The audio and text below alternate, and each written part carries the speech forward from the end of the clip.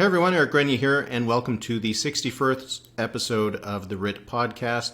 The Green Party had a rough election campaign in 2021. It cost Annamie Paul her leadership, and now the party's looking for a new leader. And some of the problems that might have contributed to Annamie Paul's difficulty in 2021 seem to be still bubbling under the surface. So there's lots going on in this Green Party race, and joining me today to chat about it is the CBC's David Thurton, who's been covering it very closely. David, thanks so much, and welcome to the podcast. Hey, Eric, good to be here.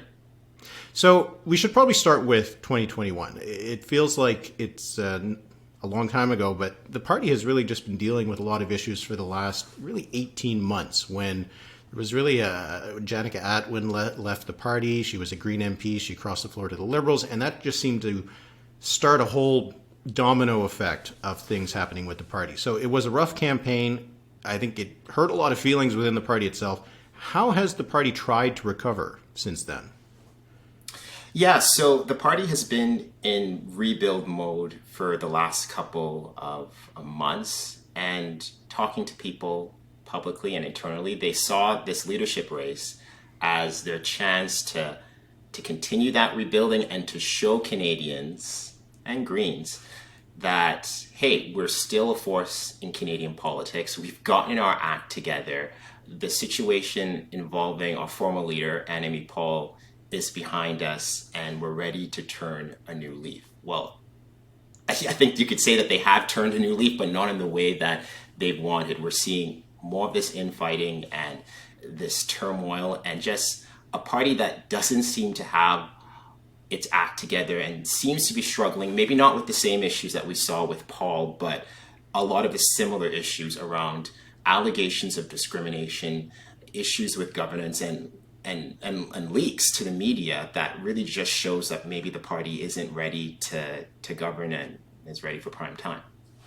It was one of the issues that contributed to the drop in support for the Greens last time, that people just saw all this stuff happening. The Green Party is supposed to be, and it is in some of the provinces, not a party like the others, that they don't do things like the other parties. But when I think a lot of Canadians saw this kind of stuff happening within the party, it just made the Greens look like every other party. What I find interesting about what's happening with the Greens is that when we see this stuff with other parties, it's usually between MPs or leaders or elected officials. But a lot of this is like internal, almost human resources kind of stuff, right?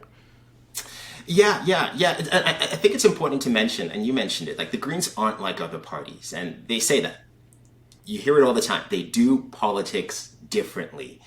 And so they have a very direct, membership-driven form of democracy. They are radically transparent. And, that kind of lends itself to messy and sometimes chaotic politics. Democracy is very tough. But I think even among Greens who believe that, the last couple of we got to say years, going back to 2021, this surprises a lot of them. And they're very uncomfortable with that. And it comes back, people within the party say it comes back to, there's something wrong with Green governance. There's something wrong with the way the party is managed, the checks, the balances, the safety valves. Are they in place? I haven't been able to really put my hand on that, but you keep hearing that from people within the party, that the tough, hard work of making sure that certain structures are in place, not just in terms of ordinary governance, but also making sure that equity and diversity and is respected, wasn't in place before Annamie Paul got into the leadership chair. It wasn't in place when she was there, and after she's left, it seems as if they haven't really learned from that. I'm hearing from Greens, on all sides of this, who've said that, look, we have been doing the work. We have been putting things in place. It's just the last couple of weeks have been a series of unfortunate events. And they're committed to this party and making sure that they put the necessary things in place, Eric.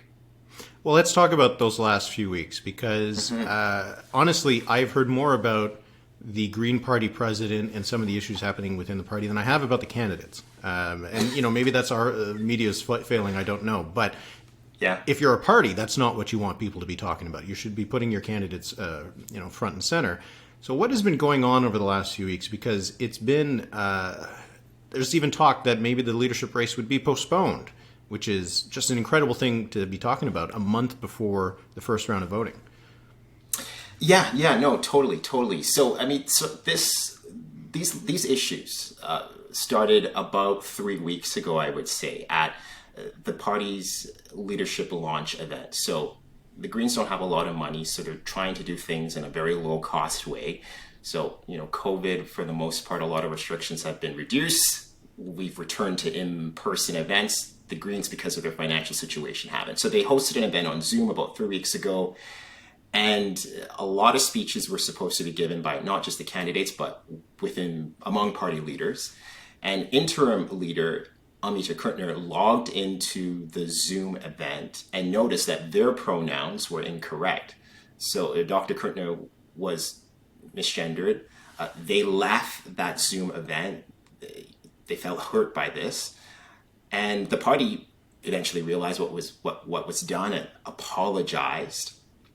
During the event, internally, personally, and publicly, we saw a statement from the then party president, Lorraine Redmonds, on Twitter. But then, things sort of spiraled out of control further. The leadership candidates got involved. Some of them issued a statement saying that, the behavior that Dr. Kurtner experienced or endured was part of a pattern of behavior that they experienced within the party and called on the party to address it. One of the candidates in the race called the party's president uninformed.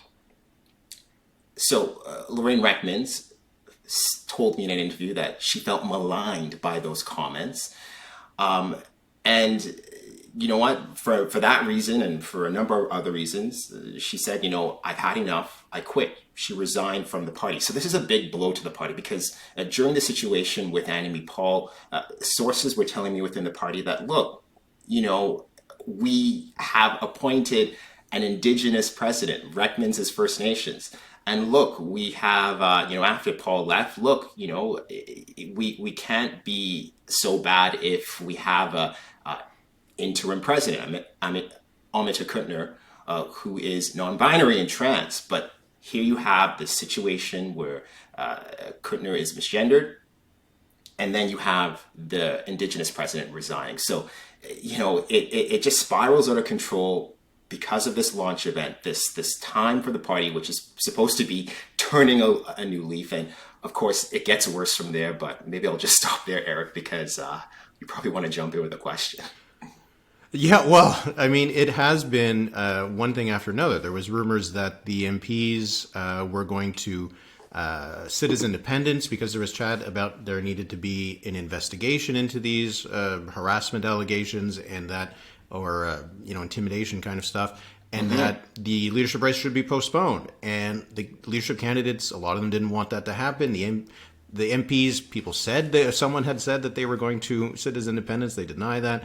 It's just it has reverberated, and there's still chats. You had a story just this week that they might reduce the number of voting. There's supposed to be 2 rounds of voting. Now there might be just one. They're going to have less events. This internal thing is having an external impact on this leadership race. No, 100%. Yeah, 100% right. And the MPs, according to an email that we got from one of the staffers of one of those MPs, they said, if you suspend this leadership race, because there were internal conversations within the party after interim leader Kurtner was misgendered, that they should suspend this race. If they did that, the MPs would leave the party and sit as independents. So that went off like a bombshell within the party and outside the party. And then, Elizabeth May denies that was the case, that she would ever sit as an independent. But anyways, we'll put that there. So the drama just continued to spiral out of control. And so it's just not a good look for the Greens. They were hoping to turn a new leaf with this leadership race, that this would be the sign of renewal, but instead it really just seems to be going in the opposite direction. Just 2 MPs I mean, the leaks per capita for the Green Party is pretty high compared to, say, the Conservatives or the other parties. It is just a remarkable thing. But let's focus on the actual leadership race. Assuming it goes ahead as planned, there's going to be a first round of voting with the results at the end of October. And the list of 6 candidates would be reduced to the top 4, which would then go on to a second round of voting in November. It's an interesting approach.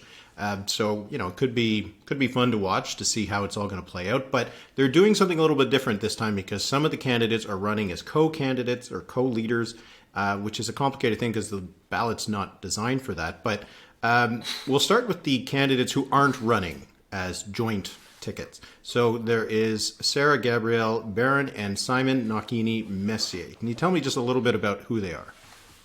Yes, so Sarah Gabrielle Barron, she's been a Green, I believe, since 2005 and is really passionate about opposing nuclear energy. So small modular nuclear reactors, and, which is pretty consistent with a lot of Green values and positions that the party has taken up, but that seems to be her big push. She also says on her website she's anti-capitalist, anti-socialist, believes in the ideology of green ecology. And then you have a second candidate who's running individually, Simon Nuccini Messier. He is from the National Capital Region, lives in Gatineau, has ran provincially for the Greens in the riding of Hull-Elmer. But he's a former NDPer, but has become disenchanted with the New Democrats because they didn't seem to be taking climate change seriously, he's told me. And so he has turned from orange to green, and he really wants to step up and throw his hat in the ring and run for the leadership of the party. So Simon Nuccini Messier, Sarah Gabrielle Barron, 2 individual candidates running a very traditional campaign, the way we've seen in the past with the Greens, running just, to telling the party to elect them individually as leaders. So there are now the 2 sets of candidates. Now, this is unusual in Canadian politics. The Quebec Solidaire in Quebec does have 2 co-spokespeople. They're not necessarily leaders, they're spokespeople, but they have 2 leaders. But in a campaign, one of them has to come forward and be the candidate to be the premier, to be the candidate that goes to the debates. In Germany, for example, they have a co-leadership model for the Green Party there, which is an important party there that is in the governing coalition.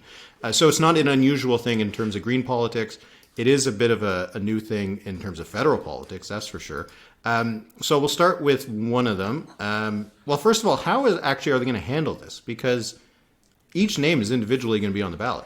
So yeah, it's there's still a lot of details about how this sort of co-leadership model would work. But from what the parties have been explaining to me,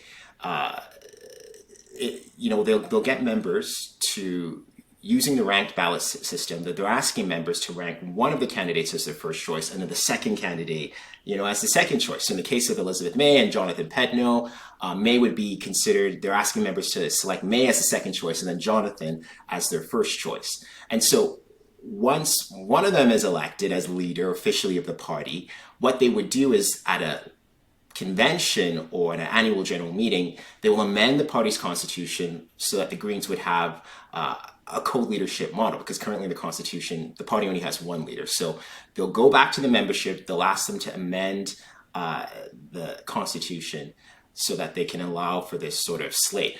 But how would this work in an election? That's the thing, because Elections Canada only allows for one party to have one leader. From what has been explained to me by some of these candidates, what they would do is, of course, on paper, they'd have one candidate, but, unofficially, there would be 2 candidates. And this would allow for a lot of versatility. You'd be able to have one leader in one part of the country, another leader in the other part of the country. Perhaps in the debates, one leader would participate in the English language debate. Another leader would participate in the French language debate. And what we're seeing with those 2 slates, with either Jonathan Petno or Elizabeth May, or the other slate, Chad Walcott and Anna Keenan, both are functionally bilingual. And that model could work. It would be very interesting, and I think it would make for a different type of politics, both within the Greens and nationally. Yeah, we'll see how that would work out, and if in the next election, both of them were, if there was that model in place, elected to the House of Commons, how the Speaker would decide who's the leader and all this kind of stuff. So it does open up some interesting things. In Quebec, it has been that while the two Quebec Solidaire leaders are still technically the co-spokespeople of the party, the focus tends to become just on one or the other. So I wonder if that would happen in a federal. So anyway, let's talk about those two slates. We'll start with the one that you mentioned. You mentioned both, but Elizabeth May and Jonathan Pedneau. Obviously, one of those is a familiar face. The other one, not so much. No. So Elizabeth May, she has been the Green Party for more than 10 years, up until she stepped down after the 2019 election. I think Canadians know her very well. I probably don't need to go over, her history. Well, maybe you could explain what her reasoning is. What has she said? Why she's coming back? Yeah, you know what? I was shocked that she was running again. I'm pretty well connected to the party, and the Toronto Star first broke the news, and I was shocked because she said in 2019 when she stepped down from leadership of the party that she promised her daughter that she would not be, she would be not moving on from politics because she's still an MP, but she would move on from a life that is consumed with politics and consumed with running the Green Party. So it was a shock to me and to so many people that she would get back in the race. And what she's explained to me is that, you know what, the climate crisis hasn't gotten any better since she's left. Her party has been in shambles. The situation is way too critical for her to just sit on the sidelines as an MP. She wasn't. She was the parliamentary leader of the Greens. But anyways, and so she had to put her hat in the ring. And she has been meeting with candidates, including Jonathan Pedneau, was really impressed by him and thought that, hey, let's give this co-leadership idea a try. And maybe they have the right stuff. She's 68, he's 32, someone who is, I don't want to offend anyone, but is older, and someone who's quite younger, and, he's younger. So she said that, this can work, and she wants to give it a try.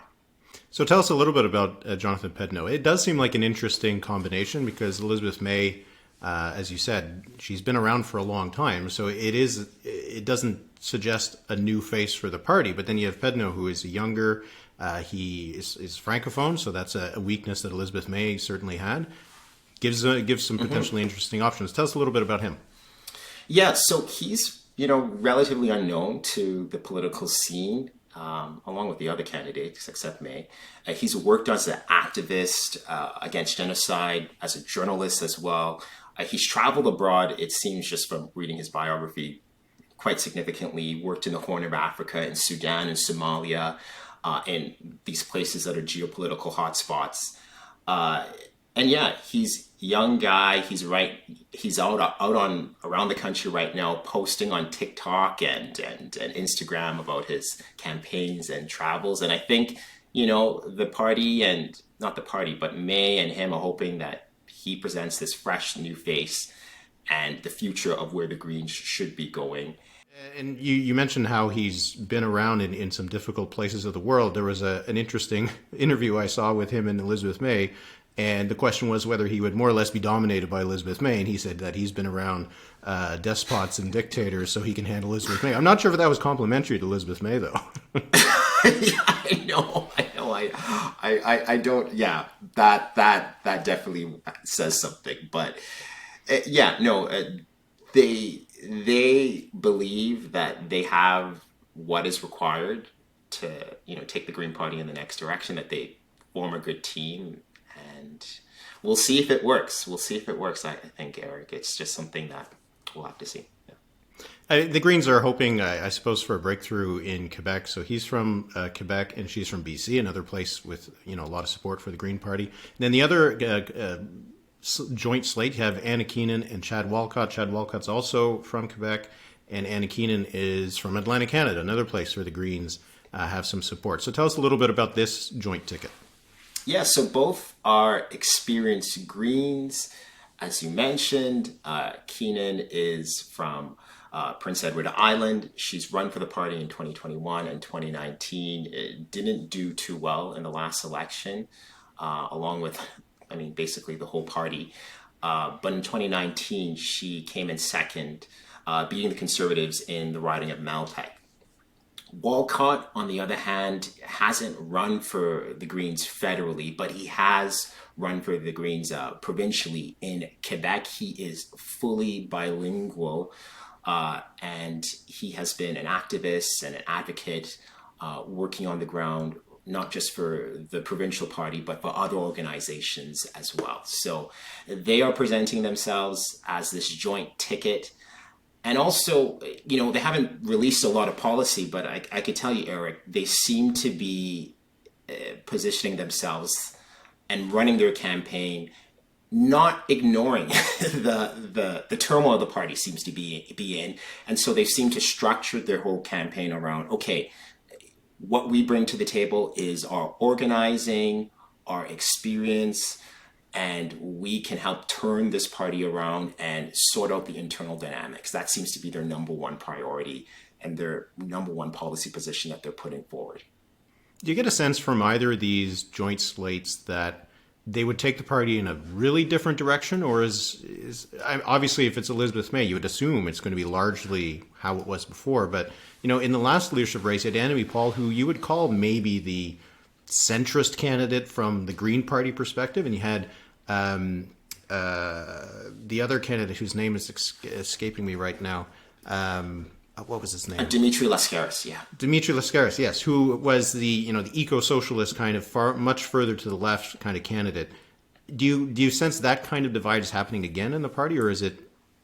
No, yeah, that seemed to be the divide in the last race. You had more centrist candidates such as Annamie Paul, who represented, some would say, the establishment within the Greens, and then you had candidates like Lascaris, who were much more to the left, who were turning themselves as eco-socialists, and were really, really hell-bent on bringing socialist principles back into the party, abolishing billionaires, abolishing police and the military, and just taking the party to a hard left turn.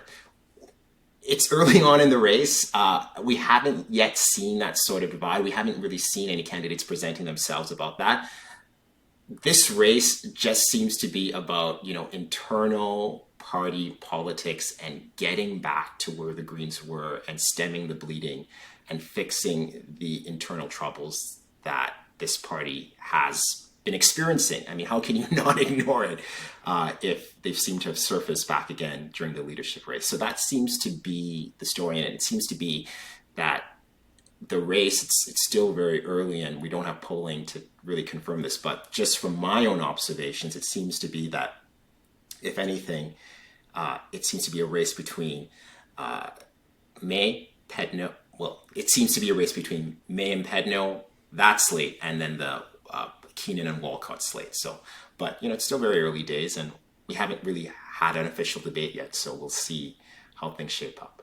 Yeah, and it is hard to get a sense, and I'm not even sure because of the timeline if we'll have fundraising data or anything like that we'll be able to look at. In the last race, you could see that Annamie Paul was raising the most money, so it was a bit more obvious that she would be the front runner there. So we'll see if we get any data. You would think that Elizabeth May brings some, she brings her name, but you also wonder if that's in a way also a negative as well, right? If people within the party feel like it's time to move on.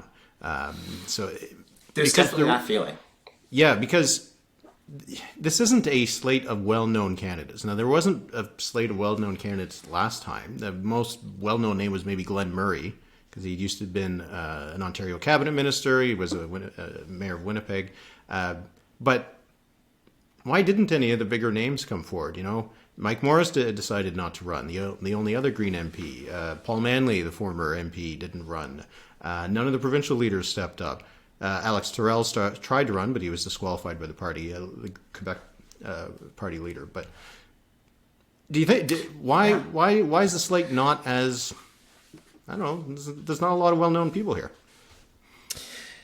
That's a good question, and I haven't really spoken to a lot of the former candidates who are in the race, because sometimes, in the, candidates who weren't successful in previous leadership races, they throw their hat in the ring. They have fundraising and capacity experience, and it's not really hard for them to just kind of pick up where they left off. And it's true. There's no repeat candidates this time. Yeah, there isn't. As you mentioned, Terrell was one of them who ran in the last leadership race. He dropped out, but intended to run again. The party expelled him for reasons we won't get into. So I really don't know. I mean, the question has to be asked is just, did candidates see what was happening, prospective candidates see what was happening within the party, what happened to Annamie Paul, and just say, you know what, the situation is just really too toxic. The financial situation of the party is in a state that, we just can't, I'm not going to touch this. It's just way too toxic. I'm not going to jump in. It would just require a lot of work. So that could be the case. But yeah, it might be why this contest seems to be largely about resetting in a way, getting the party back to its kind of foundation so that they can start rebuilding. 100%.